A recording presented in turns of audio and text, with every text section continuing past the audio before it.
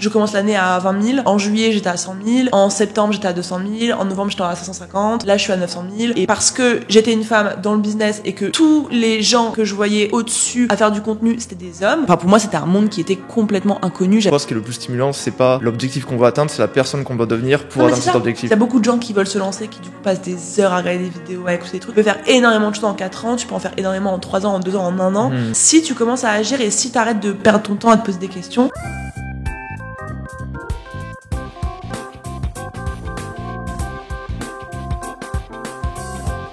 Hello à tous et bienvenue dans ce nouvel épisode Finance 360. Je suis ravi de vous accueillir aujourd'hui en compagnie de Margot. Bienvenue. Merci à toi, je suis très contente d'être ici. Merci à toi d'être venue. Et déjà, félicitations parce que Margot, elle a que 24 ans et elle a déjà développé une société qui, rien que le mois dernier, a fait presque 1 million d'euros de chiffre d'affaires, juste un peu en dessous. Donc c'est déjà quand même des résultats énormes pour ton âge. Tu as eu une croissance énorme tant sur le plan financier que sur le plan de l'audience, de la visibilité. Ton business a pris vite une ampleur. Donc le but aujourd'hui, ce serait un peu qu'on parle justement de ce business, ton expertise sur le business en ligne, parce qu'aujourd'hui, tu accompagnes des personnes justement à lancer leur business en ligne. Donc tu puisses partager tes conseils, ton expertise et aussi ton parcours. Quelles ont été les différentes étapes qui t'ont permis d'arriver ici si jeune pour essayer d'inspirer le plus de monde et apporter le plus de valeur possible. Très bien, parfait. Allez, le plan me va très bien. Si le programme te va très bien, c'est parti. Très bien. Si on repart juste un peu de la base pour commencer, toi, comment au début tu as commencé? Est-ce que tu as toujours été attiré par l'entrepreneuriat? Est-ce que tu as toujours voulu faire un projet entrepreneurial ou est-ce que c'est un peu venu comme ça par hasard? Ouais. Alors quand j'étais hyper jeune, je voulais être chef d'entreprise. Quand j'étais hyper jeune, genre je te dis 7 ans, 8 ans, quand on me demandait ce que je voulais faire plus tard, je voulais être chef d'entreprise, je voulais être patronne et je voulais être riche. C'était vraiment quand on me demandait ce que je voulais faire plus tard, c'était ça. Mais en fait, au fur et à mesure du collège, lycée, fac, j'ai complètement... en fait, ça me paraissait tellement improbable que je devienne entrepreneuse là maintenant. Pour moi, l'entrepreneuriat, c'était l'entrepreneuriat classique. Je connaissais pas du tout le business en ligne, je l'ai connu hyper tard. Du coup, pour moi, entrepreneuriat, c'était, je sais pas, un restaurant, une société... une start-up. Comme on l'entend habituellement. Et je me disais, je le ferais, c'est sûr, mais à 40 ans, 50 ans, quand j'aurai de l'expérience. Et du coup, je me suis dit que j'allais faire du droit, que j'allais être avocate et qu'ensuite, je ferais un truc libéral là-dedans. Et j'ai du coup... Finalement, en gros, je te la fais courte, mais j'ai détesté la fac de droit. Du coup, je me suis rendu compte que je voulais pas du tout. T'étais allé par défaut encore en droit? Ouais, c'est ça. Je l'ai par défaut parce que c'est un peu une voie qui fait bien. Ouais, ça c'est stylé. Il y a plein d'opportunités. On me disait le droit, tu vas dans tous les débouchés que tu veux après. Donc, au moins, je me disais vu que je savais pas quoi faire, je me ferme pas de porte et je fais quelque chose qui va m'ouvrir plein de portes justement. Et en fait, j'ai pas du tout kiffé. Donc, du coup, j'ai voulu faire une pause entre ma licence et mon master.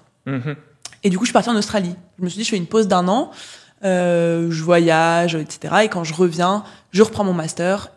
Et en fait, en Australie, c'est là que j'ai rencontré des gens qui étaient digital nomades, qui travaillaient sur leur ordinateur. Et pour moi, c'était un monde qui était complètement inconnu. J'avais jamais entendu parler de ça, j'avais jamais vu quoi que ce soit par rapport à ça. C'était en quelle année ça? C'était en l'année du Covid. 2020. 2020. Ouais, c'est ça. Je pense que c'est là que ça a commencé à exploser. C'est l'année où les gens commencent à en parler. C'est ça. Et du coup, j'avais vu une vidéo, après j'ai été me renseigner du coup, et j'avais vu la vidéo de Yomi, elle venait de sortir, tu sais, la vidéo qui l'a fait percer, genre d'étudiants à millionnaires. Ouais, c'est ça. La vidéo méga connue. Et du coup, après moi j'ai pas trop accroché avec le e-commerce, mais je me suis dit, je vais continuer à regarder un petit peu ce que les gens font, et c'est là que j'ai vu le métier de community manager, c'était en plein essor à ce moment-là, et du coup je me suis dit, en fait, je vais arrêter le droit, je vais me former au CM et je vais lancer mon activité en ligne. Donc c'est vraiment, ça s'est fait à partir du moment où je pense que j'attendais, sans le savoir, le moindre petit signe qui me disait genre t'es pas obligé de retourner dans l'endroit, tu peux faire autre chose, tu peux changer. Parce que même quand j'étais en licence, je disais tout le temps à ma mère, j'ai envie de faire autre chose, j'ai envie de me réorienter. J'avais continué parce que je savais pas quoi faire. Et du coup, dès que j'ai eu ce petit truc-là, je me suis dit, s'il y a des gens qui ont mon âge, qui travaillent sur l'ordinateur, qui ont pas l'air d'avoir beaucoup plus de choses que moi, entre guillemets, rien que je ne peux pas apprendre, je vois pourquoi je pouvais pas le faire moi. Et du coup, en rentrant, je me suis dit, je vais me former. Je me suis formée à fond. Ça m'a pris, au total, je pense, avant de commencer vraiment à en vivre, 1 an, à découvrir l'univers, me former au community management. J'ai fait un stage de 6 mois. Avec ma formation, je pouvais faire un stage dans une agence de marketing. Donc, j'ai fait un stage de CM dans une agence de marketing. C'est vraiment ça qui m'a appris parce que la formation, elle était... à Paris? Non, c'était en ligne. Non, le stage, c'était au Luxembourg. Je viens de Metz, du coup, c'était pas loin. Frontalier, ouais. C'est ça. En plus, c'était un stage, j'étais payée 500 balles par mois, mais au moins, j'étais payée, quoi. Ouais. après c'était 6 mois, donc c'était pas non plus. Je suis retournée vivre chez mes parents parce que. C'était quoi l'entreprise? C'était Plug and Come, ça s'appelait. Ok. C'était une société de communication. Une agence de com. Ouais, c'est ça, classique. Du coup, j'ai grave appris quand même là-bas, et en fait, parallèlement à ça, j'ai lancé mon compte Instagram et je me suis dit, de base, j'avais pas forcément d'idée de ce que j'allais vendre, comment, etc. Mais je me suis juste dit, je vais transmettre toutes les connaissances que j'apprends dans ma formation et dans mon agence. Je vais montrer tout ce que je fais pour les clients de l'agence. Enfin, pas les clients, mais genre comment est-ce que je crée une stratégie, comment est-ce que je crée des posts, etc. Et du coup, j'ai commencé à développer une petite communauté autour de ça. Et de fil en aiguille, en fait, quelqu'un m'a demandé un jour, tu peux m'apprendre à faire des stories, comment tu fais pour avoir des abonnés, etc. Et du coup, au fur et à mesure, j'ai commencé à me dire, en fait, je pourrais apprendre à ces gens-là comment développer leur compte Instagram. J'ai eu qu'une mission CM, mais je suis directement passée sur accompagner, faire des coachings. Au début, je faisais gratuitement. Ensuite, je faisais payer un tout petit prix. Et puis, au fur et à mesure que j'ai gagné en confiance, je faisais des coachings, des accompagnements pour aider les gens à développer leur stratégie sur Instagram, développer leur communauté, créer du contenu. Et de fil en aiguille, du coup, de plus en plus de gens. Enfin, moi, ça a commencé à bien marcher le coaching Instagram, formation Instagram. Et de plus en plus de gens me demandaient comment est-ce que je crée une offre, comment est-ce que je fixe un tarif, comment est-ce que je trouvais des clients. Et j'ai du coup commencé à élargir entre guillemets mes compétences et commencer à apprendre aussi comment je faisais pour créer des offres, pour les vendre, etc. Tous les aspects du business. Okay. Et du coup, en fait, naturellement, je me suis retrouvée à accompagner les gens plus sur leur business que sur uniquement leur compte Instagram. Et donc, j'ai pris plein de personnes en coaching individuel, j'ai fait des coachings de groupe ensuite, et j'ai créé Boost Ton Biz, donc mon programme actuel, il y a 2 ans et quelques maintenant, donc à peu près 1 an après m'être lancée. Enfin, j'ai grave parlé, mais au moins t'as le au moins la vision récap. Globale. Voilà, c'est ça. Quand tu dis comme ça semble très facile. Ça l'était pas du tout. Enchaîné Ça l'était pas du rapidement. tout. En vrai, il s'est quand même passé plus d'1 an et puis plus d'1 an de travail. Okay. Entre le moment où je me suis dit je vais me lancer en ligne et le moment où vraiment je pouvais en vivre. Donc c'est vraiment l'Australie, le fait de changer d'environnement qui a été le déclic. C'est ça. Et je me suis dit, en fait, en Australie, j'ai rencontré tellement de gens qui faisaient autre chose, enfin parce que moi j'étais quand même ma mère elle a une vision hyper carriériste, hyper comme beaucoup de parents finalement. Ouais, c'est ça. Et du coup moi dans ma tête je pouvais pas faire autre chose que ce qu'on attendait de moi sans que ce soit la honte entre guillemets. Si t'as pas un poste stylé dans une boîte stylée, c'est un peu la honte, etc. Et en fait, c'est qu'en étant en Australie où j'étais entourée de gens qui, justement, soit ont quitté complètement le système, soit étaient en voyage, soit développaient leur business à côté, soit juste vivaient de leur passion. Et je me suis rendu compte qu'il y avait plein de gens qui kiffaient leur vie sans être dans ce qu'on attendait d'une personne qui avait réussi. Un poste prestigieux. Ouais, c'est ça. Et en fait, je me suis rendu compte que ces gens-là avaient réussi, mais selon leur vision de la réussite. Et c'est là que je me suis dit, ma vision de la réussite, ça a jamais été, en fait, ça m'a toujours angoissée de me dire, je vais faire un taf que je kiffe pas trop, mais je vais le faire parce que ça va me faire gagner beaucoup d'argent, ça va être stylé aux yeux des gens, et puis après, au bout d'un moment, je vais pouvoir emprunter, acheter ma maison, faire enfin, le schéma classique, ça m'a jamais... et je pense que c'est le cas de beaucoup de gens qui se sont lancés, finalement. Même moins qu'attiré, vraiment angoisse, et je me dis, mais j'ai pas envie de grandir si ma vie, plus tard, elle va ressembler à ça. Si c'est déjà tout tracé, ouais, c'est ça. Okay. Et finalement, du coup, ça m'a permis d'ouvrir... Enfin, c'est comme si j'attendais juste que quelqu'un me montre qu'il l'avait fait pour me dire, en fait, toi aussi, tu peux le faire. Et en fait, je me rends compte que ma vie... C'est, comme tu dis, ça n'a pas du tout été compliqué, enfin, ça n'a pas été facile, mais je trouve ça quand même plus facile, ça, que de devoir, pendant 30 ans, faire un travail que j'aime pas. Qui te plaît pas, très clairement. C'est ça. Mais c'est vrai que, comme toi, j'ai entendu pas mal de personnes qu'ils partent à l'étranger, et ça leur permet de juste sortir leur environnement, découvrir qu'il y a d'autres choses, et ils reviennent, ils veulent plus du tout faire la même chose, ils sortent totalement leur environnement. C'est ça, et moi, tous les gens que j'ai rencontrés en Australie ont eu des déclics de fou là-bas, parce que t'es loin de chez toi, t'es loin des gens et de ce qu'ils attendent de toi, et du coup tu peux être toi-même et tu peux découvrir des gens qui sont de cultures complètement différentes, qui pensent complètement différemment, et du coup ça t'ouvre ton esprit, et quand tu reviens tu te dis en fait j'ai plus envie d'être parce qu'en fait très peu de gens sont à leur place surtout dans nos âges, enfin la vingtaine, dans leurs études, très peu de gens kiffent leurs études, très peu de gens savent exactement ce qu'ils veulent faire, très peu de gens sont passionnés par leur travail à nos âges. Et donc en fait tu mets toutes ces personnes-là ailleurs et tu leur dis en fait ta vie elle peut être différente, forcément quand tu reviens t'as plus envie de te remettre dans un truc qui te fait pas kiffer. Clairement. Et donc tu reviens de l'Australie, là t'as complètement changé un peu de mindset. Comment justement t'annonces un peu à tes parents, etc., que tu veux te lancer? Est-ce que ils étaient là, ok, on te suit? Ah non, pas du tout. C'était un gros drame. C'était un gros drame. Ah, c'est du droit. Bah oui, parce que en fait, justement, en plus j'étais la première petite fille, enfin c'est la première de la famille. J'ai plein de cousins, frères, etc. Enfin j'ai un frère, ils sont tous plus jeunes que moi et du coup, vu que j'avais des bonnes notes, que j'étais bonne élève, tout le monde mettait, énormément d'espoir. J'allais devenir une grande avocate. Les autres, etc. Ouais, c'est ça. J'allais devenir, voilà. Et du coup, quand je dis à tout le monde, j'arrête le droit. Je vais faire un truc en ligne et je dois retourner serveuse, je dois reprendre un taf de serveuse pour gagner de l'argent et pour pouvoir investir sur moi, etc. Franchement. T'étais en quelle année de droit juste? J'étais en L3, j'avais fait 3 ans. Ah, donc t'avais déjà fait 3 ans. J'avais fait 3 ans. Ah, ouais. Okay. Relou. Voilà. Et du coup, personne n'a compris et tout le monde a insisté lourdement pour que je continue mon master. Par miracle, le signe, ça a été que la fac dans laquelle j'étais me dit, mais en fait, vu que t'es parti à l'étranger, que t'es sorti du cycle universitaire, en gros, tu vas être en bas de la liste. En vrai, tu vas pouvoir faire ton master que si il reste de la place, en gros. Ah, d'accord. Juste parce que je partais à l'étranger. Donc t'avais une année de plus de césure. Non, en fait, j'allais pouvoir, ils allaient pouvoir me dire un peu avant la rentrée si j'avais une place ou pas. Du coup, je me suis dit, en plus, le signe, c'est que je suis même pas sûre de pouvoir retourner en master. Je trouve ça d'ailleurs dingue que le fait de faire une année à l'étranger t'empêche de continuer. Oui, c'est assez fou, parce que ça devrait même être encouragé, voilà, je pense, pour le développement des... Bien sûr. Mais bon, voilà. Et donc, du coup, c'était une catastrophe. Ils ont essayé vraiment de me faire rester, de me faire continuer le droit. Et du coup, j'ai eu le droit, comme beaucoup, mais c'est n'importe quoi. Qui gagne de l'argent sur Internet, t'es complètement folle, t'es complètement inconsciente. On pensait que t'es une fille intelligente, tu peux pas faire des choix comme ça, c'est pas possible. Blablabla. Et au final, j'ai appris à me mettre des œillères, à me dire et à me rappeler justement, ouais, mais regarde, les gens en Australie, ils s'en foutaient. D'essayer de me remettre dans ce truc pour pas me laisser à nouveau aspirer par parce que forcément, quand t'as tout le monde qui te dit c'est n'importe quoi ce que tu fais, t'as même pas une seule personne qui te dit vas-y, essaye, de toute manière, c'est pas très grave. Vite toi-même. Bah oui, vite, tu te dis est-ce que vraiment, et dès que les doutes arrivaient, je me disais non, mais attends, je veux voyager, je veux gagner de l'argent par moi-même, j'ai pas envie de refaire du droit, donc vas-y, au pire des cas, je perds 1 an. J'avais 20 ans à l'époque, au pire, je perds 1 an, c'est pas grave, je trouverais bien un truc à faire. Donc j'ai dû apprendre à vraiment me fermer et aider quelqu'un à lancer la discussion, parce que c'était mes parents, mais même mes grands-parents, même ma famille, mes potes de l'époque. Et du coup, je mettais des œillères et je me disais juste, je vais réussir, je leur montrerai un jour. Et dès qu'on essaie de me parler, je leur disais, venez, on change de discussion, ma décision elle est prise, venez, on parle d'autre chose. Et j'ai appris à détourner la discussion pour éviter, je voulais pas rentrer en conflit. Au début, j'étais en mode, mais si, ça a marché. Et en fait, ça servait à rien, je m'épuisais, eux s'épuisaient, c'était hyper tendu.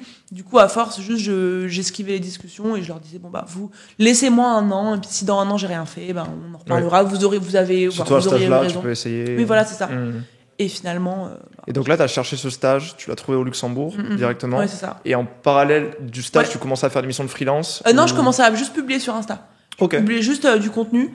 Et en fait, c'est après mon stage que je me suis dit, je vais lancer un premier truc payant, parce que ça fait déjà 3-4 mois que je communiquais sur Instagram. Et en fait, je me sentais pas du tout légitime, comme beaucoup de gens au début, de faire payer des gens pour ce que j'apportais. Parce que pour moi, juste, entre guillemets, je recopiais ce que j'apprenais dans ma formation et dans mon alternance, dans mon stage, pour l'apprendre à d'autres gens, mais j'avais rien inventé. Je me disais, si c'est pas moi qui l'ai inventé et qu'on me l'a appris, c'est pas à moi de le vendre. Les trucs classiques. Comme beaucoup, ça alors que personne n'a rien inventé. Tout le monde a appris des choses quelque part, peu importe le métier que tu fais. Et du coup, à force, après 6 mois de stage, je me suis dit, en fait, il y a plein de gens qui me demandent, mes abonnés, ils me posent plein de questions. Je discutais beaucoup avec eux par DM, donc je pense que ça a joué sur l'aspect confiance, proximité. Et en fait, je répondais tout le temps à leurs questions par DM, je leur faisais des petits audits gratuits de leur Instagram, je leur donnais plein de conseils. Et en fait, au bout d'un moment, je me suis dit, et en fait, c'est même une meuf qui m'a dit, c'est quoi, en gros, tes accompagnements, c'est quoi tes offres, comment est-ce que tu pourrais m'aider à complètement développer mon Insta? Et là, j'avais même pas de micro-entreprise. Je me suis dit, ok, je vais créer ma micro-entreprise. Je vais faire payer cette première cliente-là. C'était 75 balles le mois. Non, le mois, mais du coup, j'avais 4 coachings d'1 heure, 75 balles. Donc c'est pas cher payé, non, ça va. Mais c'était le maximum de ce que je pouvais demander avec la légitimité que j'avais, que je sentais avoir à l'époque. Mais du coup, directement, elle a kiffé. J'ai demandé des feedbacks, elle a kiffé. J'ai vendu à 95, et puis après 110, et puis petit à petit. Mais c'est bien parce qu'au final, tu t'es un peu construit ta légitimité, t'as développé ton expertise, tu t'es donné confiance en toi. Ouais, c'est ça. C'est pour ça que moi, dans mon programme, je dis à mes clientes, si tu n'as jamais travaillé dans ce domaine dans lequel tu veux te développer, offre des coachings ou alors fais des premières prestations à un prix qui te met pas qui te stresse pas, moi tu m'aurais dit mon premier coaching faut le vendre au moins 500 € le mois.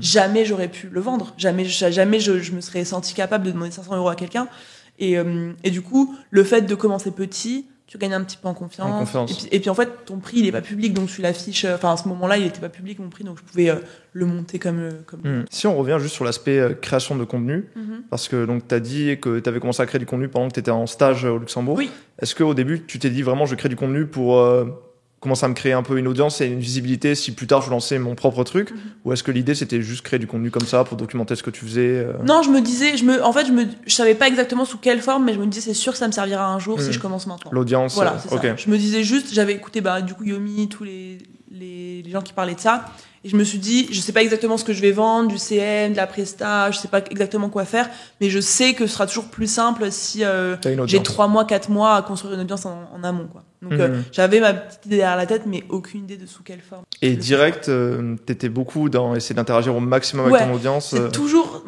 et même jusqu'à, maintenant, je peux plus répondre à tous mes DM, donc j'ai de l'aide sur les DM, les questions classiques, etc. Mais c'est encore moi qui réponds beaucoup. Quand je me suis lancée, et pendant, je pense, 2 ans facile, les 2 premières années, je passais 2 à 3 heures par jour dans mes DM Instagram. Juste ça. Juste à parler, à relancer, à faire des audios, à donner des conseils, à écouter les gens, à poser des questions, c'est quoi tes difficultés, sans même forcément chercher à vendre, juste aider les gens. Aider les gens et créer des amitiés limite avec les gens avec mes abonnés. Et ça, c'est un truc que j'ai fait pour le coup, parce que c'est dans ma personnalité et je l'ai pas fait pour vendre. Au début, je me disais pas, si je passe 2 à 3 heures par jour pendant 2 ans avec mes abonnés, au bout d'un moment, je vais avoir ce business-là parce que j'aurai une communauté hyper engagée. Mais juste, ça me paraissait logique d'aider les gens, de parler avec... En plus, c'était beaucoup de femmes qui me suivaient. Du coup, j'avais l'impression que c'était mes copines, elles me racontaient leur vie, moi, je leur racontais ma vie. Et du coup, c'est devenu hyper naturel. Et en fait, je me rendais pas compte, au moment où je le faisais, que j'étais en train de faire, en fait, ce qui est... mon marketing et ce qui allait moi m'aider à percer entre grandes guillemets. Pour moi c'était juste je discutais et en fait maintenant je conseille à tout le monde de le faire parce que tu passes 2 à 3 heures par jour. Après il faut avoir si t'es quelqu'un qui déteste parler aux gens et qui a pas du tout envie d'avoir une communauté archi engagée, prends peut-être pas cette peine là. Il y a des systèmes plus automatisés qui existent, mais si t'as envie d'avoir une vraie communauté engagée qui te suit et de créer un vrai engouement sur le long terme et de développer ton personal branding, il y a pas meilleure action à faire que discuter avec tout le monde. Et t'intéresser aux gens, leur porter d'intérêt, leur poser des questions, apprendre à les connaître, leur faire des compliments, les motiver, être sympa avec eux, quoi. Mais comme tu dis, je pense que c'est quand même un élément qui a beaucoup joué aussi pour ton succès. Ah mais oui. Parce que il y a beaucoup de personnes qui ont beaucoup d'abonnés, ils ont des centaines de milliers d'abonnés, mais il y en a plein, ils ont beaucoup plus d'abonnés que toi, ils n'arrivent pas du tout à tes chiffres. Ouais. Alors toi, t'as quand même un engagement qui est assez fou. Mais oui, carrément. En fait, c'est parce que même quand j'avais, les résultats que je peux faire avec c'est pour ça que la plupart des gens, beaucoup de gens me croient pas, mais parce que la proportion d'abonnés que j'ai par rapport aux gens qui achètent ma formation, elle est élevée, mais parce que je suis tous les jours en story, je leur parle tous les jours, dès qu'on m'envoie un message, je réponds, c'est encore moi qui fais des audios, même si là, depuis 1 mois, j'ai de l'aide sur mes DM, c'est quand même moi qui fais des audios pour répondre dès que je peux, dès que je dois passer un message, dès que je vois une meuf qui a pas l'air au taquet, qui m'envoie un petit message genre « Oh, j'arrive pas » ou « Oh, mes parents, ils me disent ci, ils me disent ça », je fais un petit audio, ça me prend 30 secondes, ça les remotive. Et encore maintenant, j'ai ce lien-là, je fais énormément de contenu, je fais tous mes contenus moi-même, donc j'ai pas de community manager, je délègue pas mes contenus, donc ça veut dire que je suis quand même présente, même si c'est pas en DM, je suis quand même tout le temps présente, je fais des stories tous les jours, je fais des vidéos YouTube, je fais des podcasts, je fais plein de trucs qui me permettent de garder ce lien-là. Et effectivement, du coup, moi, c'est ce que je prône aussi avec mes clients, parce que j'apprends à mes clients, c'est que si t'as 500 abonnés, tu peux déjà avoir un business qui cartonne de ouf. J'ai une cliente, c'est pas Boost Ton Biz, c'est un individu, mon mastermind, en gros, j'ai un mastermind pour les femmes qui sont un peu plus avancées. Et je les voyais hier à Paris, on a fait une journée ensemble. Il y en a une, elle fait des mois à 30 000 € et elle a 490 abonnés. Ah oui. En fait, c'est juste que chacune de ses abonnés est engagée. J'allais dire fan, mais c'est pas fan dans le sens, mais juste elle écoute grave tout ce qu'elle dit. Elle prend le temps de parler avec chacune. Elle est hyper pertinente dans ce qu'elle dit. Donc en fait, ses contenus sont vus par sa toute petite audience et ça convertit parce qu'elle sait de quoi elle parle et parce qu'elle est hyper proche d'elle. Sans publicité payante. Sans publicité payante. Okay. Et c'est un micro compte. Et du coup, en fait, c'est ton nombre d'abonnés, il veut rien dire. C'est pour ça que même si t'as 50 abonnés, prends soin de chacune des personnes, connecte avec elles, discute avec elles, intéresse-toi à elles, fais du bon contenu. Et même avec 50 abonnés, tu peux commencer à vendre. Avec 100 abonnés, tu peux avoir un business déjà. C'est vrai que ce qui me surprend toujours avec toi, c'est que je te suis sur les réseaux et que tous les jours, j'ai l'impression que tu mets entre 10 et 20 stories, tu filmes beaucoup ta journée. Et je me demande, ça fait partie d'une stratégie, tu sais le nombre de stories que tu vas mettre par jour, les posts, etc. Ou tu arrives à le faire intuitivement c'est parce que je l'ai tellement fait. Les stories, par exemple, c'est même plus... les posts, tu vois, je me dis, OK, il me faut 1 à 2 reels par jour et 1, 2 ou 3 posts LinkedIn par jour selon la période. 2 réels par jour? Ouais. Et tu les fais toi-même? Je fais les réels, je fais pas les réels montage podcast, les montages interview, mais je fais les réels classiques. Ouais, c'est ça, vidéo, je mets un texte dessus. Donc ça, j'en fais 2 par jour des réels. Post LinkedIn, c'est d'en faire 2 minimum, des fois 3 selon les périodes. Une vidéo YouTube par semaine. Bon, sauf là, je suis un peu en pause parce que j'ai plus eu le temps, mais en règle générale, c'est 1 par semaine. Des mails 3 fois par semaine. Du coup, le contenu, il est planifié. J'ai un minimum de contenu à produire. Ça fait tellement longtemps que je fais du contenu que c'est beaucoup plus rapide. Faire un post LinkedIn, ça me prend 20 minutes. Et encore, quand je prends le temps, faire un reel, ça me prend 7 minutes maximum. Du coup, au bout d'un moment, ça va hyper vite de faire du contenu. Et mes stories, par contre, c'est devenu un réflexe. Dès que j'ai un truc à dire, je le mets en story. Tout ce que je fais dans ma journée, je mets tout le temps des stories. C'est plus du tout un truc... Et ça, tu penses que c'est vraiment un aspect important, les stories, pour qu'ils voient au quotidien, qu'ils te suivent? Je pense que honnêtement, 80% de mes ventes, je pense, viennent de mes stories. Je pense. D'accord, ah oui, ok. Du moins, 80% des gens qui achètent chez moi me suivent tous les jours en story, plutôt. C'est-à-dire que t'as des gens qui, des fois, voient mes posts LinkedIn, t'as des gens qui voient mes Reels, mais quelqu'un qui regarde... les gens qui achètent mon programme, 80% minimum, c'est des meufs qui me suivent tous les jours en story. Parce qu'elles te suivent au quotidien, 80% à force de te connaître, et du coup, elles apprennent à te faire confiance. Exactement, elles voient ma vie, elles voient ce que je fais. Et puis, c'est en story que je partage le plus de preuves sociales. En plus, j'ai tout le temps des clientes qui me disent « j'ai fait tant, j'ai fait ci, j'ai fait ça », des retours. Donc, en fait, en story, tous les jours, je mets des retours clients. Ce que je fais un peu moins sur LinkedIn, d'ailleurs, ce que je devrais faire plus. Mais sur Instagram, tous les jours, j'ai de la preuve sociale. Du coup, en plus, celles qui me voient en story, elles voient tous les jours défiler des clientes qui me disent voilà, j'ai fait ci, j'ai fait ça. Donc, en plus, je pense que les meufs qui me suivent en story savent toutes ce qu'elles peuvent avoir avec Boost on Biz. Et donc, voilà. C'est hyper intéressant comme approche et de parler de ça parce que moi, par exemple, dans ma niche, éducation financière, investissement, etc., je vois énormément de gens, ils essaient toujours de trouver le contenu qui va buzzer, qui va leur faire gagner le plus d'abonnés possible. Ils se foutent totalement de l'engagement, ils répondent jamais aux commentaires, etc. et tout. C'est juste essayer la course aux abonnés, alors que toi, c'est vraiment l'engagement qui compte. C'est l'inverse. Moi, et d'ailleurs, j'aimerais savoir être plus viral parce que ça m'est arrivé quelques fois d'avoir un réel qui pète, mais c'est hyper rare. Plus d'1 million de vues, par exemple. Ouais, mais une fois, là, il y a 1 mois, j'ai fait un réel à plus d'1 million de vues, mais c'était... j'ai jamais fait... Avant, le maximum, c'était 300 000 vues, et c'était hyper rare. J'ai jamais de contenu qui explose. D'ailleurs, c'est un truc que j'aimerais bien travailler, mais...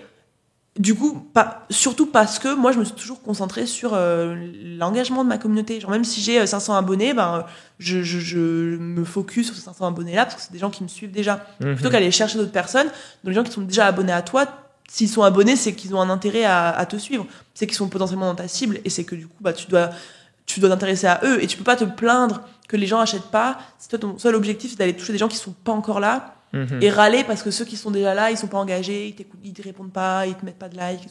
L'engagement, c'est un truc qui vient d'abord de toi. Si tu veux une communauté engagée, c'est toi quelle énergie tu mets envers ta communauté. Tu veux une communauté engagée, mais toi, tu vas jamais discuter avec eux, tu vas jamais engager avec eux, tu vas jamais liker leur truc, regarder un petit peu ce qu'ils font, tu réponds pas à leurs commentaires, tu leur envoies pas de petits messages de temps en temps. Comment veux-tu que les gens deviennent full engagés envers toi si toi, tu leur accordes même pas 1% de ton énergie Et donc, la plupart des gens qui me disent « j'ai pas assez de likes, j'ai pas de communauté engagée », et quand je leur demande « toi, qu'est-ce que tu fais envers ta communauté comme action, si ce n'est chercher à avoir le plus d'abonnés possible et râler parce que t'as pas assez d'engagement, bah très souvent pas grand chose. Et est-ce que tu penses que ça c'est pas quelque chose qui va être difficile à garder au fur et à mesure que tu grossis, quand tu auras de plus en plus d'abonnés justement, de garder la proximité avec tout le monde? Si je pense, mais en fait vu que j'aurais plus le temps de faire des DM vocaux à tout le monde évidemment, mais le fait que je vais toujours faire des stories, c'est toujours moi qui vais écrire mes légendes de rire, c'est toujours moi qui vais faire mes posts, c'est toujours moi qui vais faire mes podcasts, mes vidéos YouTube, mes posts LinkedIn. En fait, ils vont me retrouver d'une manière ou d'une autre et je réponds toujours aux commentaires. Enfin, ils auront toujours l'impression d'avoir un lien avec moi, même si évidemment ça peut plus être le même. Et je pense qu'ils recherchent plus le même lien avec moi qu'avant. Alors que quand au début, mes premières abonnées, elles me voyaient différemment que là maintenant quelqu'un qui arrive sur mon compte. Il va pas forcément se dire ah ouais Margot elle va me parler 2 heures par jour. Enfin ils ont des attentes qui sont différentes. C'est-à-dire que j'ai 100 000 abonnés, 200 000 abonnés, tu te dis pas oui elle va me parler tous les jours par message. Mais le fait que je sois quand même tout le temps là en story, tous les jours, il y a pas un jour où j'ai pas mis une story depuis des années, ça n'arrive pas. Mais c'est juste parce que genre pour moi mon quotidien il est à partager tout le temps avec mon audience, enfin mon quotidien. Si même un peu ma vie privée mais surtout ma vie pro, constamment, j'ai constamment envie de le partager.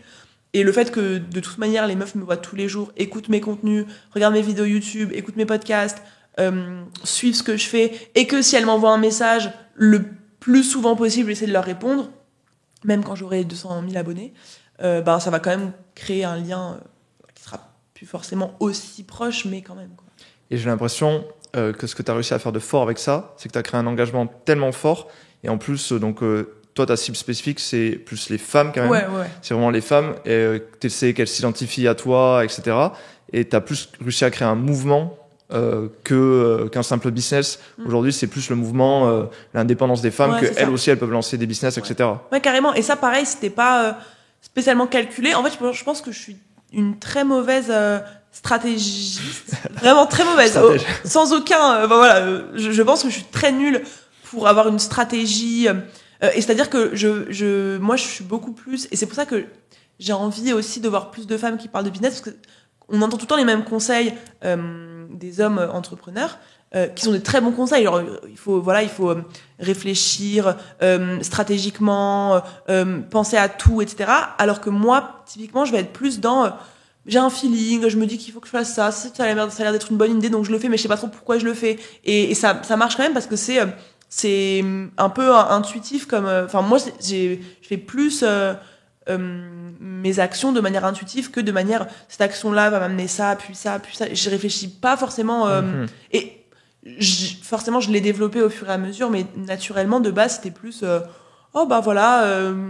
j'ai envie de faire ça, je vais le faire, tiens ça me paraît bien, sans forcément réfléchir aux conséquences. Donc maintenant j'ai un peu plus ce côté là. Mais pareil, quand j'ai commencé à parler de je veux voir les femmes indépendantes et je veux voir les femmes gagner de l'argent, je me disais pas ok, il faut que je crée un mouvement, donc il faut que je sorte de simplement mon programme et mon business et que je parle et que je prenne une position. C'est juste que ça me tenait à cœur et parce que j'étais une femme dans le business et que tous les gens que je voyais au-dessus à faire du contenu, c'était des hommes. Tous, tu cherchais comment gagner de l'argent sur Internet, tu cherchais interview d'entrepreneurs, c'était que des mecs. Maintenant, c'est déjà beaucoup moins le cas. Mais quand je me suis lancée, et toutes les premières années, c'était Yomi, etc. Même tous les gens qui étaient mis en lumière, c'était que des hommes. Ouais, bien sûr. Et du coup, moi, je le remarquais. Enfin, je me disais, ok, enfin, elles sont où les femmes? Et aussi parce que, comme je disais, du coup, t'as une approche, j'aime pas dire les hommes, les femmes, parce que c'est des généralités que je fais et c'est pas tous les hommes, toutes les femmes, mais quand t'écoutes des hommes qui te parlent de leur parcours, de leur business, c'est une énergie différente de la manière dont moi je fais du business et dans la manière dont mes clientes font du business, et du coup on s'identifie un petit peu moins. Je suis d'accord. Même si, encore une fois, pour moi, il y a pas de genre, il y a du bon à prendre dans les deux, c'est-à-dire que l'énergie plus masculine entre guillemets, elle est indispensable et on en a nous besoin, on a besoin de la développer si on l'a pas forcément naturellement pour réussir, et inversement. Et moi typiquement tout les atouts que j'estime avoir dans mon business de connexion émotionnelle, de proximité, d'empathie, d'intuition aussi, c'est pas des qualités, tu vas te dire ça c'est des qualités de chef d'entreprise. Tu te dis pas ces atouts-là qui vont te permettre de développer un business. Mais pourtant c'est le cas, moi c'est le cas. Et moi j'ai beaucoup plus je me retrouve beaucoup plus là-dedans que dans il faut être performant, il faut être stratège, il faut tout contrôler, il faut millimétrer chaque truc. Et donc, je sais plus du tout pourquoi je parlais de ça, mais non, pour ça, pour le mouvement que t'as créé. Oui, voilà. Et du coup, bref, donc je me retrouvais pas dans cette énergie-là, et donc je me suis dit en fait, il faut que quelqu'un s'adresse aux femmes justement et cible son discours sur les femmes parce que elles ont besoin d'être représentées et de s'identifier à quelqu'un. Et forcément, quand tu vois pas de femmes qui te disent tu peux gagner beaucoup d'argent ou tu peux faire ci, faire ça, bah tu te dis pas que tu peux le faire inconsciemment. Tu sais que tu peux le faire, mais t'es pas entraîné à le faire parce que dès que tu te renseignes, tu vois que des hommes partout. Et donc c'est logique que quand t'es une meuf, tu te dises, tu te disais parce que c'est encore une fois c'est moins le cas maintenant. Bah en fait, est-ce que vraiment j'en suis capable ? Est-ce que vraiment je peux y arriver ? Parce que j'ai pas d'exemple. Et du coup, c'est pour ça que j'ai voulu parler aux femmes, j'ai voulu leur montrer que c'était possible en me disant je vais le faire. Je vais tout leur montrer du début à la fin comment je le fais et elles vont voir qu'au début j'étais vraiment j'avais rien qui me prédestinait entre guillemets à réussir, j'étais juste normale et qu'en fait si je suis partie de là et que j'ai tout montré du début à la fin, ça veut dire que n'importe quelle meuf, peu importe d'où elle part, elle peut aussi avoir ce chemin-là, peut-être pas forcément la même vitesse, les mêmes chiffres, mais créer un business qui lui apporte de l'argent et qui la fasse kiffer, c'est à la portée de toutes les femmes qui veulent le faire, quoi. Non, comme tu dis, c'est hyper important, je pense, d'avoir des modèles parce que ce qui joue beaucoup, c'est de pouvoir s'identifier avec la personne qui parle, se dire au final sa vie avant, elle était pas si différente de la mienne. Exactement. Et je peux y arriver. Et c'est quand même difficile des fois. Les hommes n'ont pas les mêmes challenges dans la vie que les femmes, femmes, etc. Donc carrément. C'est important d'avoir quelqu'un qui vraiment est focus là-dessus. Et il y en a de plus en plus des femmes qui aident les femmes, donc c'est cool. C'est très critiqué par plein de gens parce que si on faisait pareil avec les hommes, etc. Mais en fait parce que moi j'ai beaucoup ce retour là de cette critique de cibler que les femmes. Ouais, c'est sexiste de cibler que les femmes, alors que c'est juste que il y a quand tu vois le nombre d'entrepreneurs femmes et hommes, il y a genre moins de 30% des entrepreneurs qui sont des femmes. Donc en fait ça montre bien que t'as besoin que des gens s'adressent à elles spécifiquement pour les aider elles. Et du coup c'est le fait que ce soit devenu un mouvement plus que simplement mon programme m'aide aussi aujourd'hui à énormément développer mon business parce que je te vends plus une formation, je te vends l'indépendance des femmes et tu rejoins pas une formation, tu rejoins une communauté, tu rejoins une entre guillemets une famille de femmes qui se tirent les unes vers les autres pour que chacune puisse avoir l'indépendance. Et du coup c'est un message qui est complètement différent et c'est aussi une des raisons qui fait que ça fonctionne. Et ce qui fait que maintenant toutes tes clientes sont réellement des ambassadrices de ton programme. C'est ça. Et c'est ça, mes clientes me recommandent et même dans le système de challenge que je lance depuis 1 an maintenant, mes clientes deviennent des ambassadrices officielles pendant le challenge, m'aident à accompagner les inscrites pendant le challenge, m'aident à promouvoir le programme à la fin du challenge. Donc c'est vraiment un écosystème, tu sais, qui se suffit entre guillemets, parce que même au sein de la communauté, vu que j'apprends pas un métier, donc en fait il y a des femmes qui font tous les métiers possibles. Il y a de tout, il y a vraiment des centaines d'expertises différentes. Et du coup, quand tu rentres dans Boost Ton Biz, tu es face à maintenant plus de 1200 femmes qui sont potentiellement des clientes. Tu peux aussi trouver des collaborations, tu peux faire tester ton offre gratuitement. Il y a beaucoup de femmes qui font ça, genre justement elles sont pas compétentes, je cherche 5 meufs de Boost Ton Biz qui peuvent tester mon offre, faire les retours. Okay. C'est ça, tout le monde se fait des retours. Tiens, ma page de vente, t'en penses quoi? Moi je suis experte en page de vente, tiens, je te dirais de faire ci. Mon compte Insta il bug, qu'est-ce que tu peux me dire? Du coup elles se conseillent, elles se testent leurs offres, elles s'achètent leurs offres, elles se font des collaborations. Et donc c'est un peu un écosystème qui commence à grandir et qui limite se suffit entre guillemets à lui-même, quoi. Ça c'est pour l'aspect de ce qui est création de contenu, visibilité, etc. Mais quand tu as commencé toi par tes premiers accompagnements, au début comment tu as structuré ça? Au début c'était du coaching vraiment en visio pendant 1 heure par exemple, tu apprenais une personne, tu regardais son business et tu faisais des retours, c'est ça? Ouais, c'était ça. Au début c'était un accompagnement. Au début j'avais 1 mois, après 2 mois, après 3 mois où je faisais une visio par semaine et on travaillait les différents aspects, le client idéal, l'offre, le prix, la communication, le marketing, la stratégie de lancement. On faisait plein de points comme ça. Et en fait, j'ai eu plein de personnes en one-one. genre vraiment, je pense, une cinquantaine sur les premiers mois. Au bout d'un moment, je me disais, bon, j'ai envie de toucher plus de personnes, j'ai plus le temps, donc j'ai fait des groupes. Donc là, je faisais la même chose, j'apprenais la même chose, mais devant un groupe de 6 personnes, 8 personnes. Okay. Ça. Et donc, j'ai eu pas mal de coaching de groupe parallèlement à d'autres coachings individuels. Et au bout d'un moment, même le coaching de groupe, je pouvais prendre 8 personnes maximum. Et je pouvais pas prendre 10 groupes en même temps dans une semaine, c'était pas possible. Comme je voulais toujours toucher plus de femmes, je me suis dit, ok, il faut que je réfléchisse à un système plus global.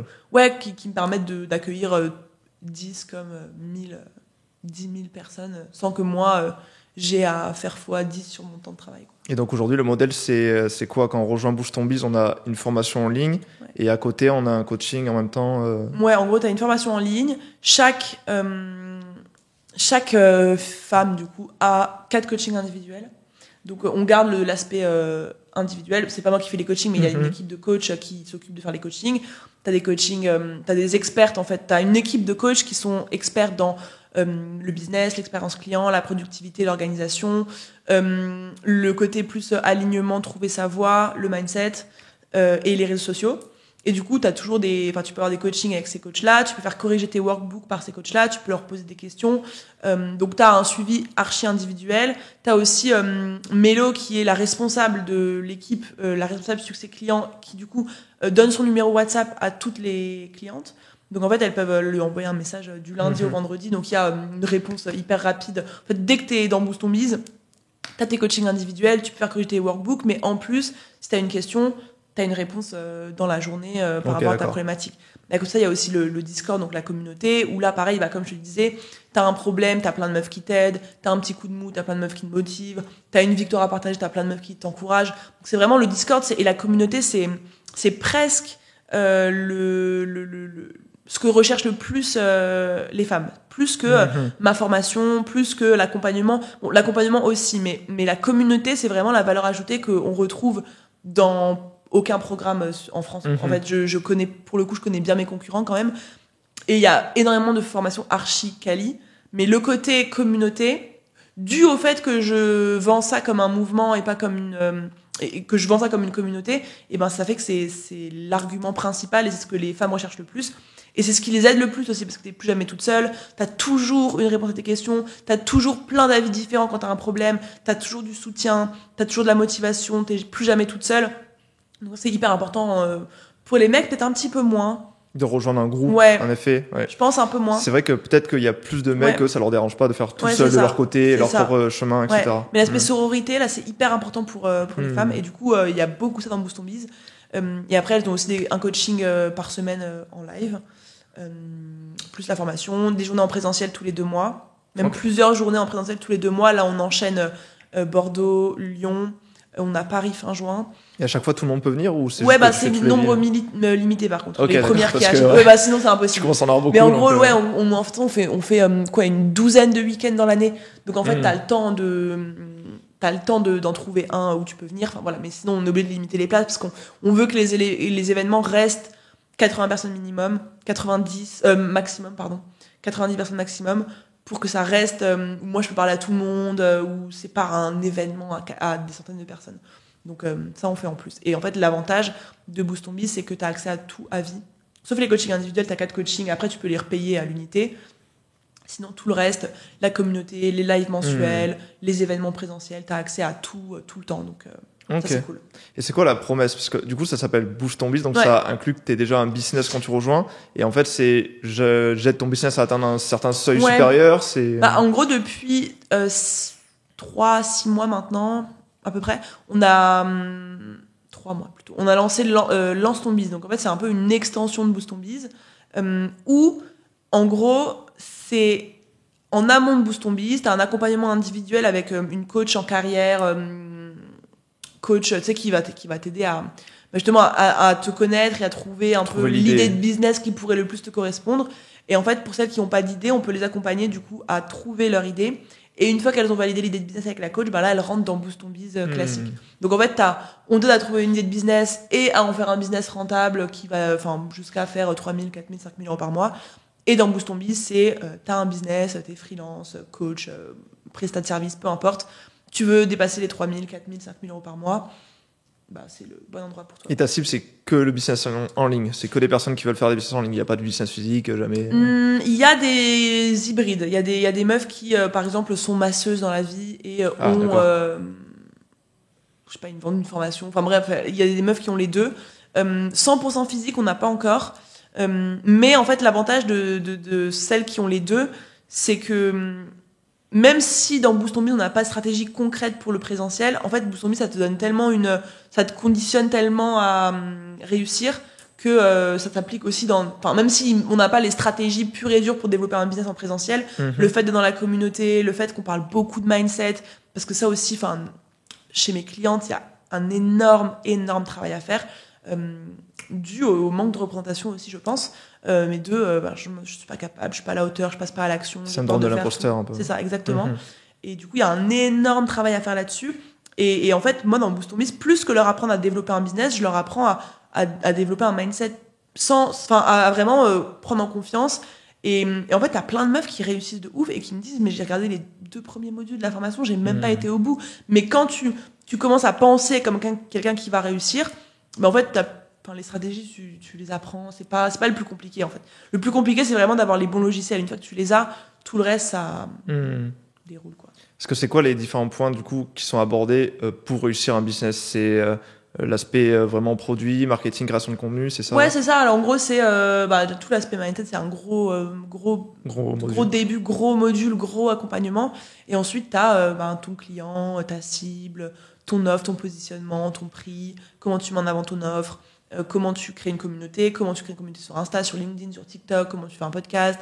On a des trucs par réseau, les principes pour créer une communauté, comment tu crées une expérience client vraiment incroyable, comment est-ce que tu vends, les stratégies marketing, stratégies de vente. Voilà. Ok, d'accord. Donc vous abordez vraiment toutes les sphères différentes pour qu'à la fin, une personne qui veut créer son business... Ouais, en gros, elle a tout. Elle a tout. Ok. Elle a tout et elle a tout dans la formation, mais elle a en plus surtout l'accompagnement, le suivi quotidien et la communauté. Ok. Et toi, du coup, sur le développement, parce que là, aujourd'hui, t'as atteint des gros chiffres, comment ça s'est fait le développement? Est-ce que ça s'est fait d'un coup, par palier? Ouais, ça s'est fait d'un coup quand même. Enfin, en gros, dès que j'ai commencé, donc j'expliquais tout à l'heure que j'ai commencé à en vivre 1 an après avoir eu l'idée, j'ai très rapidement dépassé 10 000 euros par mois de chiffre d'affaires en 3-4 mois, un truc comme ça. À partir du moment où j'ai signé ma première cliente. Donc ça a été hyper vite. Après, je suis passée assez rapidement de 10 à 20 à peu près. Et après, par contre, 20 000 euros par mois, je suis restée là pendant 1 an, 1 an et demi, une bonne année facile. Des fois un peu plus, des fois un peu moins, mais voilà, ça tourne autour de ça.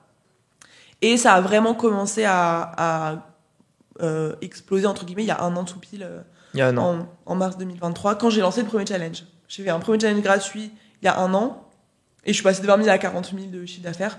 Et ensuite, je me suis dit, ok, je tiens un truc avec le challenge, parce que ça me permet de vraiment montrer... C'est comme si, en fait, pendant le challenge, je recrée Boost Ton Biz de manière gratuite.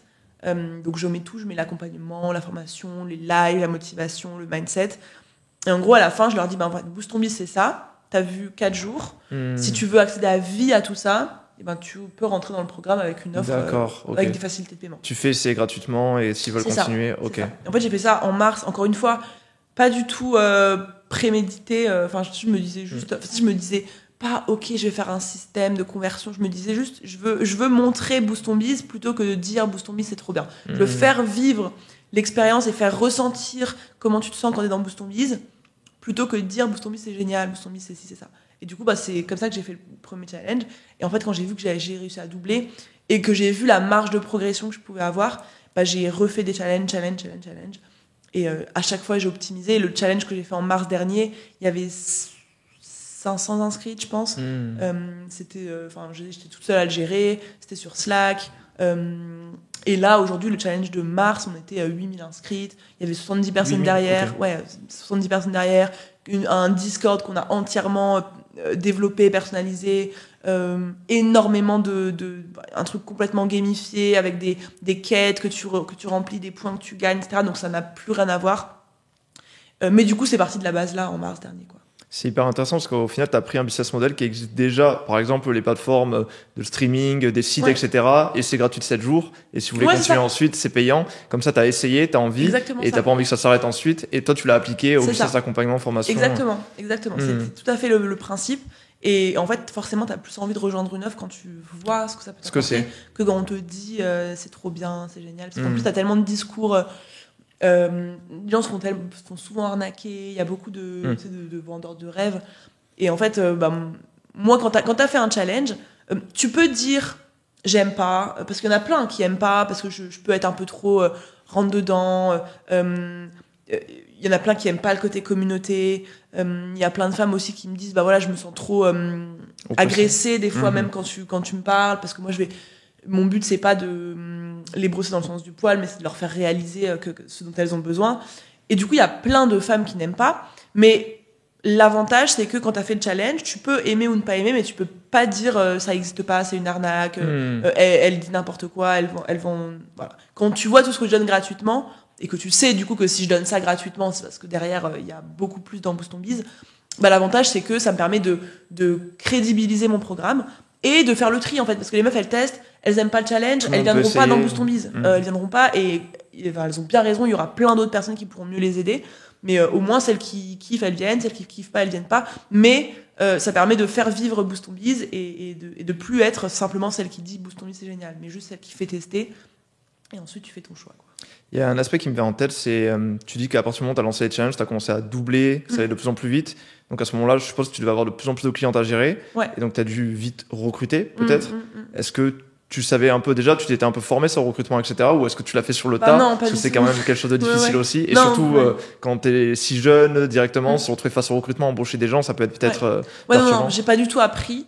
Je suis pas du tout... je suis pas trop le genre à lire des livres et à appliquer. Je devrais, hein. J'en lisais beaucoup au début, mais là, j'ai pas lu un livre business depuis des années, clairement. Même pas Alex Hormozy que tout le monde lit en ce moment. Non, je l'ai pas lu. J'entends tout le monde parler dessus. Non, je l'ai pas lu. Mais je devrais. J'aimerais m'y remettre. Mais en fait, juste la lecture, j'adore lire. Et en fait, lire trop de livres business, ça m'a dégoûté de la lecture, alors que j'adore lire des histoires, des romans normaux, quoi. Oui, voilà. Bref, et du coup, oui, recrutement. Je me perds tout le temps dans ce que je raconte. Recrutement. Du coup, non, j'ai pas appris. J'ai appris sur le tas. Ça a été hyper dur, déjà, de lâcher prise au début quand je devais confier mes clientes à quelqu'un d'autre. Ça a été une étape, parce que moi, mes clientes, c'est ma priorité largement, qu'elles soient contentes. Donc, j'ai fait rentrer Mélo d'abord, qui est aujourd'hui encore... qui gère clairement toute l'expérience client, qui gère toutes les clientes. On a commencé par des petites missions, elle m'aidait à leur répondre, elle m'aidait à parler avec elles. Ensuite, on a recruté quelqu'un qui nous aidait à corriger les workbooks et une coach business en fait qui aidait mes clientes et donc petit à petit on a recruté des coachs et en fait moi j'ai eu l'avantage dans le management que j'ai naturellement, c'est que vu que j'ai ce truc de mission, celles qui postulent, déjà j'ai toujours recruté dans ma formation, parmi mes clientes. Voilà. Ah, ça aide beaucoup parce qu'elles connaissent déjà le produit. C'est ça, elles connaissent le produit, donc j'ai toujours, à quelques exceptions près aujourd'hui, pendant très longtemps c'était 100% mes clientes, donc déjà ça aide à faire le tri, elle a les mêmes valeurs que moi, elle a la même vision que moi, elle est animée par la mission, par le projet, donc déjà ça m'a permis de faire un gros tri. En plus, j'ai toujours cherché à les mettre bien, à les valoriser, à leur faire des compliments, à bien les payer, à faire en sorte qu'elles soient tout le temps bien. Donc ça m'a aidé en termes de management à avoir une équipe ultra soudée. La preuve, là, aujourd'hui, je travaille encore avec quasiment toutes les femmes avec qui j'ai commencé à travailler il y a 2 ans. On est toujours la même team.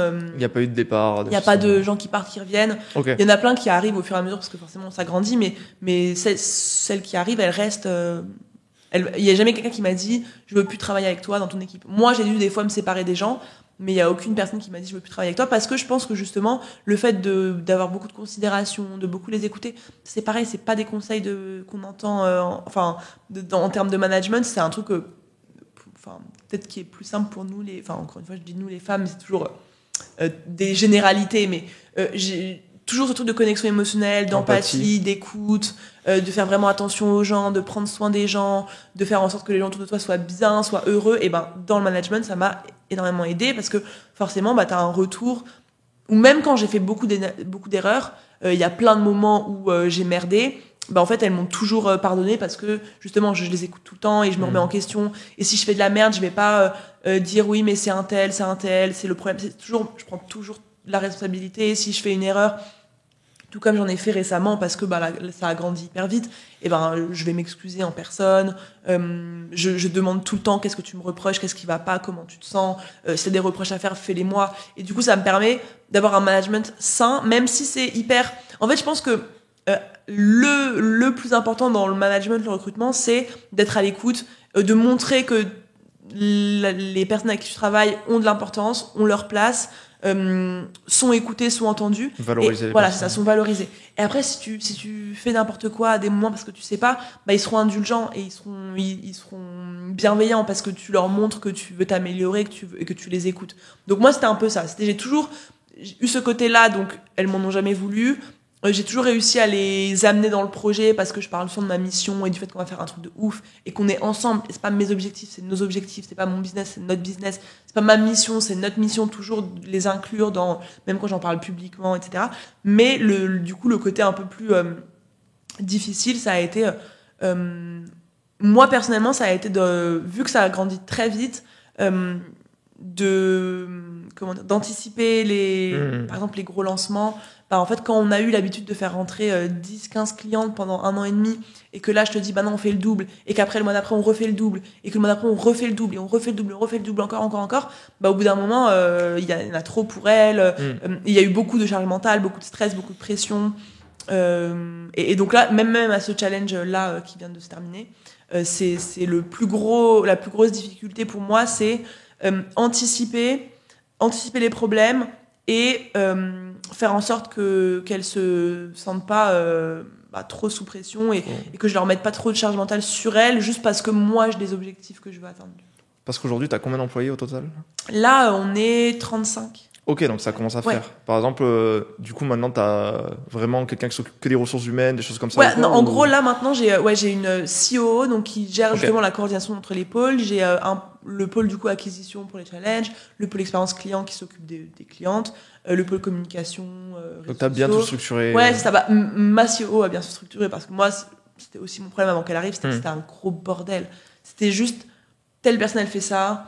Je sais pas trop ce qu'elle fait elle, mais elle fait peut-être ça, demande peut-être à elle, et puis à elle. Et en fait, on perdait tout. Vu que moi, en plus, je déteste Notion, moi, je suis l'organisation. Ouais, je suis très structurée dans ma tête, mais avec ma to-do list sur iPhone et sur un bout de papier. Enfin, j'ai pas du tout de système. Je suis pas du tout système, process, organisation. Et donc, en fait, et le pire, c'était là, en novembre, on a fait un gros lancement. Et du coup, j'ai dû recruter en urgence, donc en disant j'ai absolument besoin demain limite de telle personne. Je prenais les gens, je les formais même pas, je leur disais ok, fais ci, fais ça. C'était un bordel. J'étais même plus capable de dire qui faisait quoi. Et c'est pour ça que j'ai recruté une CEO qui a ensuite restructuré tout ça. Donc là aujourd'hui, tout le monde sait ce qu'il a à faire. Il y a un beau Notion, tout le monde a sa gestion de projet pour les 3 mois, tout le monde a ses tâches. Tout est bien structuré, bien organisé. Mais il y a 2 mois de ça, je t'aurais dit c'est un bordel pas possible, je m'y retrouve pas, c'est de l'enfer le management. Et t'arrives toi maintenant à te focus que sur la stratégie et la création de contenu. Ouais, c'est ça. Après, j'ai encore envie de rester dans le truc. Ça, c'est un peu. Je pense que t'as un peu. Enfin, je sais pas si c'est de la peur ou si c'est un. Enfin, je sais pas. Mais en tout cas, je me sens pas encore de complètement sortir. Donc, je parle avec tout le monde tout le temps. Je suis tout le temps sur WhatsApp. Je regarde tous les messages, même si j'ai pas besoin. Même si je réponds pas, vu qu'il y a plein de groupes. Je regarde tout au cas où je tilte un truc et je me dis donc je suis quand même t'as du mal à tout lâcher. Ouais, c'est ça. Okay. C'est pas, en soi c'est pas grave, je pense juste que encore une fois j'écoute vachement mon feeling et là mon feeling me dit pas laisse tout rouler et va faire autre chose, je dois encore rester bien dedans donc Donc là, l'objectif sur 2024, c'est combien de chiffre d'affaires concrètement, vu que tu as fait... En nombre de clientes, je m'étais dit, j'aimerais bien finir l'année à 4000 clientes. 4000 clientes, ok. Ce qui ferait, en généré, parce que je fais des paiements en plusieurs fois, donc en généré autour de 7-8 millions. 7-8 millions, wow, ok. En encaissé, je sais pas, du coup, ça va dépendre de qui me paye en combien de fois. Mais en gros, en nombre de clientes, ça ferait 4000. En général, ça ferait entre 7 et 8 millions. Quoi. Donc, je sais pas comment faire. Au final, tu as créé Boost Ton Biz il y a 2 ans. Ouais, et en 2 ans, tu es arrivé déjà à 7-8 millions de chiffre d'affaires. C'est un objectif. C'est un objectif. C'est un objectif. Parce que je continue à garder ça. Si je garde le rythme de croissance que j'ai jusque-là, c'est largement. Parce que 2023, tu as terminé à combien à peu près? 1,6. 1,6, mais en fait, 2023, je commence l'année à 20 000. En juillet, j'étais à 100 000. En septembre, j'étais à 200 000. En novembre, j'étais à 550. Là, je suis à 900 000. Je me dis, si en mai, par exemple, je suis à 2 millions. En septembre, je suis à 4. Tu essaies toujours de garder une croissance. Ouais, j'essaie de faire jamais x2, de dire, en fait. ok, là, je suis arrivé à un beau palier, il faut que je garde ça. Et non. Toujours, ok. Non, parce que, en fait, ça me motive beaucoup. En fait, moi, je pense que j'ai besoin d'avoir la stimulation de me dire, je fais ça, après, je veux faire ça, je fais ça. Sinon, si là, par exemple, je me disais, ok, je réessaie de faire 1 million, et je pense que j'y arriverai peut-être pas parce que je serai pas autant motivé. De t'améliorer toi-même pour atteindre. Exactement. Alors que là, je me dis 2 millions le prochain, je dois forcément faire mieux. Je dois forcément faire un meilleur challenge, je dois mieux gérer, je dois mieux organiser, je dois faire du meilleur contenu, je dois tout optimiser. Et le fait de me remettre un objectif, ça me fait pas kiffer. Non, je comprends tout à fait. Il y a une phrase que j'aime bien, c'est des fois, ce qui est le plus stimulant, c'est pas l'objectif qu'on va atteindre, c'est la personne qu'on doit devenir pour atteindre cet objectif. Ça. Et ce que tu dois apprendre, en fait, comme compétence et qui tu dois devenir. En fait, qui je dois devenir et quelles sont les actions que je dois faire pour atteindre mon objectif. Et en soi, c'est exactement ce que tu dis, c'est que je fasse, par exemple, 2 millions en mai ou pas, ma vie va pas changer. Alors là, je voulais faire 1 million, j'ai fait 900 000, c'était quasiment atteint. Si je veux faire 2 millions, mais que je fais que 1 million, je suis pas attachée à l'objectif en mode, je vais trop être triste si je l'atteins pas. Je suis même vachement détachée. C'est juste que là, je veux faire 2 millions. Ça veut dire que ça va me donner le carburant nécessaire pour me remettre en question, tout repenser, tout restructurer, motiver l'équipe, voir tout ce que je peux mettre en place. Et je suis beaucoup plus animée par tout ce que je vais faire pour atteindre l'objectif. Au final, si je l'atteins pas, c'est pas grave, je me le remettrai pour plus tard ou je ferai autre chose. C'est pas tant l'argent et c'est pas tant l'objectif, mais c'est qu'est-ce que je vais faire comme action, comme changement, comme stratégie mise en place pour atteindre l'objectif là. C'est vraiment ça qui me stimule. L'argent, c'est vraiment une métrique de succès au final. Ouais, c'est la performance de ce que j'ai réussi à mettre en place. Mais tu vois, même l'argent là aujourd'hui, j'ai une vie j'aime bien avoir une vie confortable, disons, j'ai un niveau de vie où je me fais grave plaisir, mais 1 million, 2 millions, c'est pas ça que, je sais que ma vie elle va pas, je vais pas me mettre à voyager en jet et à changer drastiquement. Voilà, c'est ça. Donc en fait, c'est même pas tant l'argent pour moi, là c'est l'argent pour mes projets, pour développer le truc. Je sais que là j'aimerais bien à terme, développer ma propre plateforme Boost Ton Biz, parce que même Discord, il y a des limites, c'est pas exactement comme je voudrais. Nous, on veut faire des choses pour la communauté que Discord ne permet pas, parce que c'est pas une plateforme communautaire comme nous, on aimerait qu'elle le soit. Tu voudrais engager des développeurs, des trucs comme ça. C'est ça.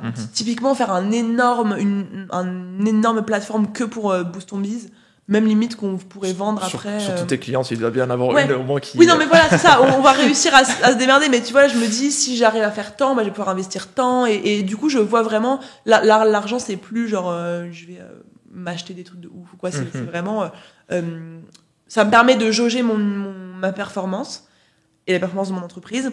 Et ça me permet de me dire, tout ce que je vais pouvoir remettre dans mon entreprise pour grandir encore plus vite, accompagner encore plus de femmes, être encore plus visible. Parce que ça aussi, c'est un trait de caractéristique que tu as vraiment, que beaucoup t'ont connu par rapport à ça, c'est que tu parles beaucoup de chiffres sur tes réseaux, etc. Tu dis combien tu gagnes, tu dis combien tu veux gagner. Ouais. Alors ça, déjà, surtout en France, ça gêne beaucoup de monde. Oui. Et tu as eu beaucoup de critiques pour ça. Ouais, toi, ça a toujours été normal pour toi d'être hyper transparente sur ça ou Bah oui, mais en fait, ce qui est drôle, c'est que quand j'étais transparente sur ça au début et que je disais j'ai signé un contrat à 400 €, j'ai signé un contrat à 1 000 €, personne ne me tombait dessus. En fait, quand je gagnais 2 000 € par mois, ça dérangeait personne que je parle d'argent. Maintenant que j'ai ces résultats-là, et là, maintenant, ça commence à créer des problèmes. Mais moi, depuis le jour 1, je dis combien d'argent je gagne. Mon premier mois de chiffre d'affaires, j'avais fait 400 €, je l'avais dit. Mon mois d'après, j'avais fait 2 000 €, je l'avais dit.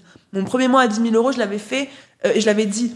Et en fait, c'est devenu, tu vois, même quand je disais 20 000 € par mois, c'était ok. Tout le monde était en mode, waouh, trop stylé, c'est cool. Mais dès que ça a commencé à dépasser les 100 000 € par mois, là, ça a commencé à créer beaucoup plus des chiffres trop indécents. Ouais, c'est ça. C'est beaucoup plus, il y a beaucoup plus de haine.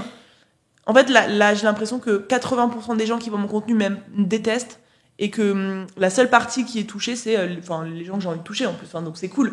Mais tu mets 80% des gens devant mon contenu Instagram ou LinkedIn, Tu penses que t'as une grosse communauté certaines. Après, tout le monde m'insulte pas, hein, mais je sais qu'il y a, enfin, je suis certaine que la grande majorité des gens détestent ma communication.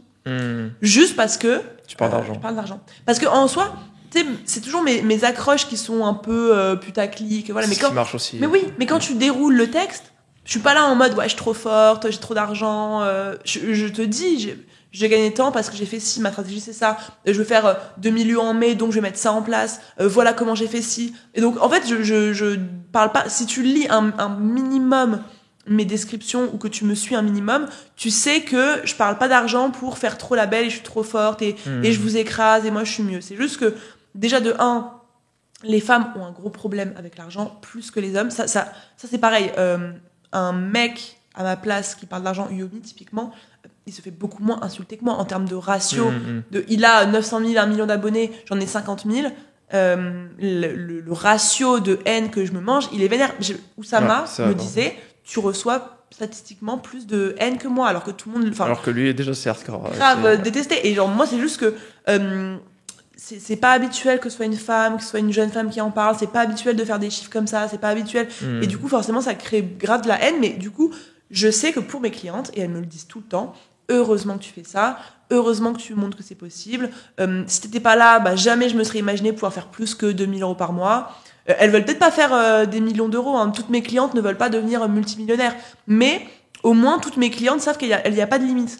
Que si elles veulent faire 5 000, 10 000 et être tranquilles avec leur famille et avoir du temps pour elles et pas trop se foutre de pression, c'est possible. Si elles veulent faire 100 000, elles peuvent. Si elles veulent faire des millions, elles peuvent. Juste parce que, bah, en fait, c'est possible. Genre, et vu que je le montre et que je montre comment je le fais et que je montre comment j'y arrive, bah, en fait, ça rend le truc possible parce que tu te dis pas, ouais, c'est mystérieux, on sait pas trop comment elle fait sa thune. C'est juste, je gagne temps, je t'explique. Là, j'ai fait une vidéo YouTube, ce qu'on dit tout à l'heure, de 1 heure où j'explique toute la stratégie du challenge, juste pour montrer que, bah, faire 900 000 €, c'est possible. Parce que j'ai réuni tant d'inscrites, parce que j'ai fait tant de contenu, parce que j'ai dépensé tant dans tel truc, parce que j'ai investi là-dedans.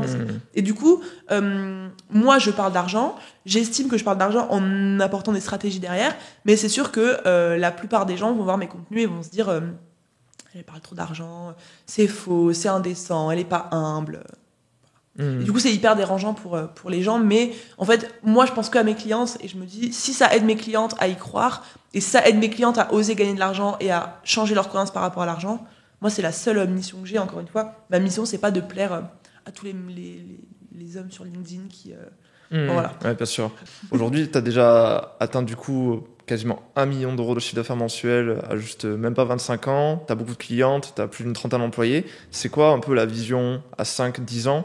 Est-ce que c'est toujours développer ce mouvement ou est-ce que tu as d'autres projets à terme ? Aucun autre projet. Donc c'est vraiment que ça, au quotidien et c'est toujours développer. C'est ça. Je veux que Boost Ton Biz devienne tellement connu, tellement qu'il ait aidé tellement de femmes. Genre, je vois rien d'autre que je pourrais faire parce que, encore une fois, c'est plus une question d'argent, c'est plus une question de business. C'est genre, moi, je me dis, la mission de ma vie, ce sera aider les femmes à lancer leur business, aider les femmes à être indépendantes. Et du coup, il n'y a aucun autre projet, si ce n'est peut-être plus tard un projet lié à ça, mais j'ai même pas en tête d'idée. C'est vraiment tout autour de Boost Ton Biz. T'as quand même bien le temps de voir encore. Oui, c'est ça. Mais en tout cas, 5 prochaines années, ma vision, elle est claire, c'est Boost Ton Biz, continuer de grandir comme ça rapidement, quoi.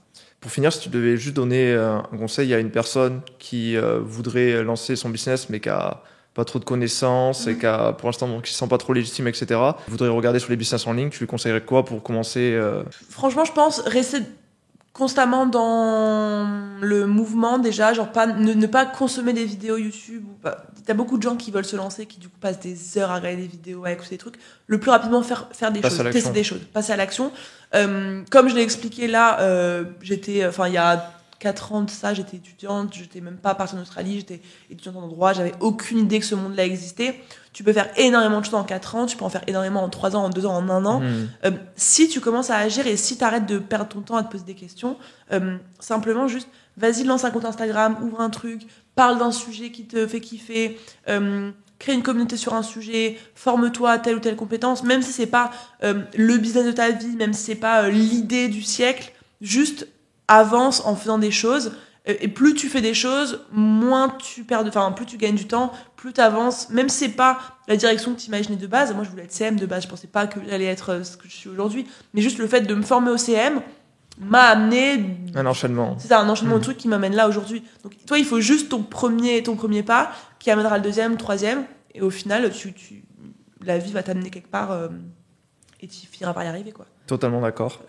Cool. En tout cas, encore merci beaucoup. Avec plaisir. S'il y a des personnes qui veulent te suivre, etc., c'est principalement sur Instagram. Insta, LinkedIn aussi. Ok, ouais. Donc je mettrai ton Instagram en description. Parfait. Encore merci. Avec plaisir, c'est très cool. Merci à toi. Et merci à tous ceux qui nous regardent ou nous écoutent. Je vous dis à très vite, prenez bien soin de vous. Bye.